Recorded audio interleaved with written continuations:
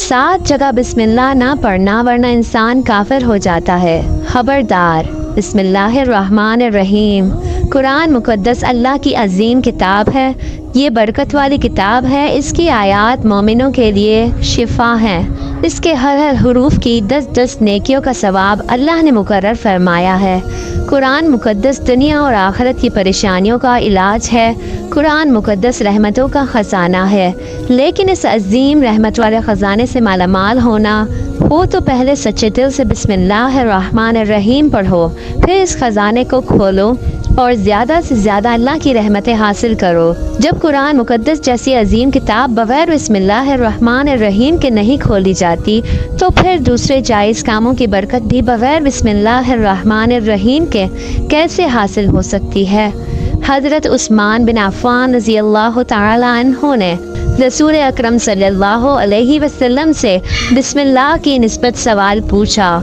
आप सल्लल्लाहु अलैहि वसल्लम ने फरमाया कि ये अल्लाह ताला का नाम है, अल्लाह ताला के बड़े नामों में से एक है और इसमें इतनी कुर्बत है जैसे आँख के काले रंग और सफ़ेदी में। जाबिर रज़ी अल्लाह तआला अन्हु फरमाते हैं, जब ये आयत बिस्मिल्लाहिर्रहमानिर्रहीम के साथ नाजिल हुई तो मशरिक की तरफ बादल छट गए, हवाएं साकत हो गईं, समंदर खामोश हो गया और जानवरों ने कान लगा लिए। शयातीन पर आसमान के शोले गिरे और परवरदिगार आलम ने अपनी इज्जत और जलाल की कसम खाकर फरमाया कि जिस चीज़ पर मेरा ये नाम लिया जाएगा मैं उसमें बरकत ज़रूर अता फरमाऊँगा। इब्ने मसऊद रज़ी अल्लाह तआला अन्हु फरमाते हैं कि जहन्नम के 19 दारों से जो बचना चाहे वो बिस्मिल्लाहिर्रहमानिर्रहीम पढ़े।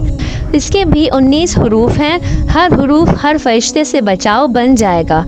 इसे इब्ने आतिया ने बयान किया है। लेकिन कुछ ऐसी जगह भी हैं जहां बिस्मिल्लाहिर्रहमानिर्रहीम पढ़ना हराम है, जायज़ ही नहीं है। हर इंसान जहां चाहे पढ़ लेता है।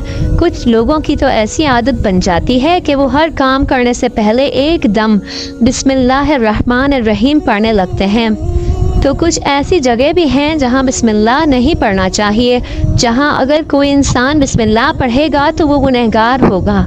बिस्मिल्लाह पढ़ना ऐसी जगहों पर जायज़ ही नहीं है। अब आप समझ लीजिए कि कौन से मकाम पर बिस्मिल्लाह पढ़नी चाहिए और किन मकामों पर नहीं। आपने सुना होगा कि हर काम शुरू करने से पहले बिस्मिल्लाहिर्रहमानिर्रहीम पढ़ना चाहिए, क्योंकि बिस्मिल्लाहिर्रहमानिर्रहीम के मायने हैं अल्लाह के नाम से शुरू करना जो बड़ा मेहरबान और निहायत रहम करने वाला है।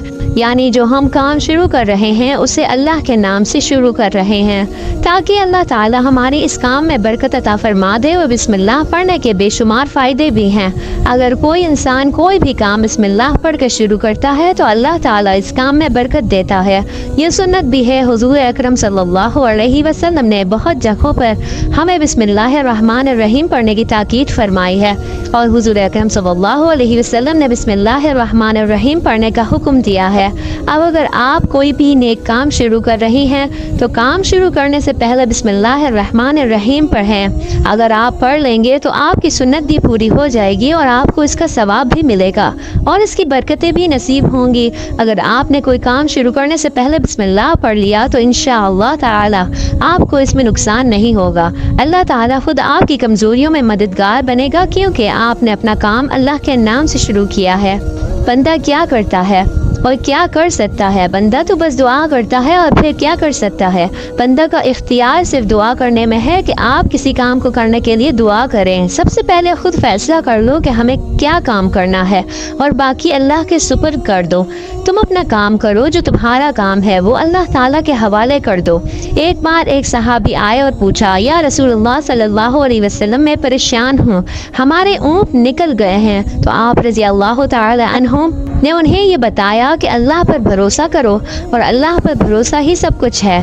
ये कहो कि मैंने अल्लाह पर भरोसा कर लिया, अल्लाह पाक बहुत अच्छा कर देता है। तो कुछ सहाबा कराम कहने लगे कि या रसूलल्लाह सल्लल्लाहु अलैहि वसल्लम हमें अल्लाह की ज़ात पर भरोसा है, क्या हम अपने ऊँटों को ऐसे ही छोड़ दें? अगर हमारी किस्मत में होंगे तो वो हमारे ऊँट वापस आएंगे और अगर मुकद्दर में नहीं होंगे तो चले जाएंगे। ہمیں اللہ کی ذات پر بھروسہ ہے۔ تو آپ صلی اللہ علیہ وسلم نے فرمایا کہ نہیں، پہلے اپنے اونٹ کو باندھو، پھر اللہ کی ذات پر یقین کرو اور بھروسہ کرو، یعنی جو ہمارے ذمہ کام ہے وہ ہمیں کرنا لازم ہے۔ اسباب کا انکار کرنے والا انسان جاہل ہوتا ہے۔ اسباب کا انکار انسان کر ہی نہیں سکتا کہ نہیں ہم تو ہاتھ پر ہاتھ دھرے بیٹھ جائیں گے اور پھر اللہ ہمیں کھلائے گا، کیونکہ وہی رزاق ہے، وہی رزق دینے والا ہے، وہ ہمیں کھلائے گا۔ لیکن آپ اپنی محنت کرو، آپ اسباب اختیار کیجئے، پھر اللہ کی ذات پر چھوڑ دو۔ آپ پہلے جاؤ مزدوری کرو یا کاروبار کرو، پھر اللہ کے حوالے کر دو۔ اے پروردگار عالم، اب جو ہمارا کام تھا ہم نے کر لیا، آگے تیری رضا ہے اور ہم تیری رحمت کے امیدوار ہیں۔ صرف ہمارے کمانے سے رزق تھوڑی ملتا ہے، آپ نے کمایا بس کما کے لے آئے۔ اس کے علاوہ غور کرو، جو گندم زمین سے نکالی گئی اس سے کس نے پھر گندم کی شکل دی، پھر آٹے کی شکل میں بدلا، پھر وہ روٹی بنی۔ ہم سمجھ رہے ہیں کہ یہ سب ہماری محنت سے ہو رہا ہے۔ ہم نے روٹی بنائی، روٹی بنا کر وہ سالن یا سبزی ہمارے سامنے آئی، اس کے بعد ہم نے جیسے اسے بسم اللہ الرحمن الرحیم کے ساتھ کھانا شروع کیا تو اب ہمارے حلق پر ایک فرشتہ بیٹھا ہوا ہے جو اللہ سے اجازت مانگ رہا ہے۔ حلق میں ہماری دو نالیاں ہوتی ہیں، ایک نالی وہ ہوتی ہے جو سانس لینے کے لیے ہے اور دوسری نالی وہ ہے جس سے رزق یعنی کھانا اندر جاتا ہے۔ یہ دونوں نالیاں بالکل برابر ہوتی ہیں اور ان کا ایک ہی سوراخ ہوتا ہے، لیکن پھر بھی وہ اندر جا کر الگ ہو جاتی ہیں۔ اب آپ یہ سوچ کر دیکھیں کہ فرشتہ یہاں بیٹھ کر اللہ سے پوچھتا ہے ہمارے ہر لقمے پر، مولا اس لقمے کو زندگی کا سبب بناؤں یا موت کی وجہ؟ اگر اللہ کی مرضی ہو تو وہ حالت زندگی کا سبب بن جاتی ہے، اور اگر اللہ کی مرضی نہیں ہوتی تو وہ موت بن جاتی ہے۔ مطلب اگر یہ چیز سانس کی نالی میں چلی جائے تو انسان ختم ہو جائے گا۔ تو آپ دیکھیں ہم نے بہت کچھ کیا، لیکن فرشتہ یہاں بیٹھا ہے جو بتا رہا ہے کہ اسے کہاں لے جانا ہے۔ تو یہ آپ نے اسباب اختیار کیے، یعنی اس کو اسباب اختیار کرنا کہتے ہیں، اور سب کچھ اللہ تعالیٰ پر چھوڑ دیا۔ ایک کام ہی ہم اللہ کے نام سے شروع کر رہے ہیں، کھانا کھا رہے ہیں تو ہمیں بسم اللہ الرحمن الرحیم پڑھنے چاہیے۔ لیکن بہت سے لوگ ایسے ہوتے ہیں جو کچھ حرام کام کرتے ہیں، جیسے مثال کے طور پر اگر کوئی انسان جوا کھیل رہا ہے تو اس میں بسم اللہ پڑھنا حرام ہے کہ اللہ کے نام سے شروع کرو۔ اللہ نے کب کہا تھا کہ تم جوا کھیلو؟ اللہ نے کب کہا تھا کہ تم شراب بیچو؟ اللہ نے کب کہا تھا کہ تم جھوٹ بولو یا دھوکہ دو؟ اللہ نے تو کبھی ایسا نہیں کہا۔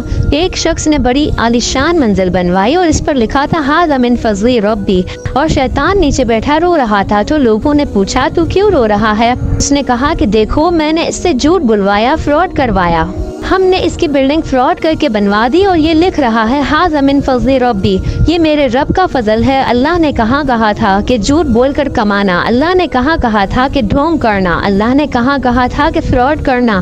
تو مقصد صرف یہ ہے کہ شیطان تو ہر طرح سے انسان کو بہکاتا ہے، تو اس لیے حرام کاموں سے پہلے ہمیں بسم اللہ الرحمن الرحیم ہرگز نہیں پڑھنا چاہیے۔ ہمیں ہر نیک کام شروع کرنے سے پہلے بسم اللہ الرحمن الرحیم پڑھنا چاہیے۔ ہمیں احتیاط رکھنا چاہیے کہ جب ہم باتھ روم کے اندر داخل ہو چکے ہوں تو نہانے سے قبل بسم اللہ نہ پڑھیں، اور باتھ روم میں جانے سے پہلے ہم بسم اللہ الرحمن الرحیم پڑھیں، اور باتھ روم سے نکلنے کے بعد جب کپڑے پہنے تو پھر بسم اللہ الرحمن الرحیم پڑھیں۔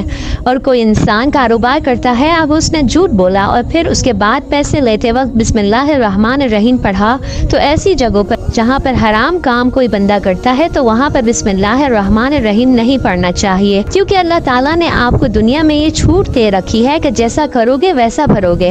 اللہ سب کچھ جانتا ہے اور اللہ سب کچھ دیکھ رہا ہے کہ کون کیا کر رہا ہے۔ تو جو کچھ بھی ہم کر رہے ہیں چاہے وہ ٹھیک ہو یا غلط، بعد میں لوگ کہتے ہیں کہ یہ تو اللہ کی مرضی ہے، لیکن یاد رکھو بھی اللہ کی مرضی نہیں، اللہ کی اجازت ہے۔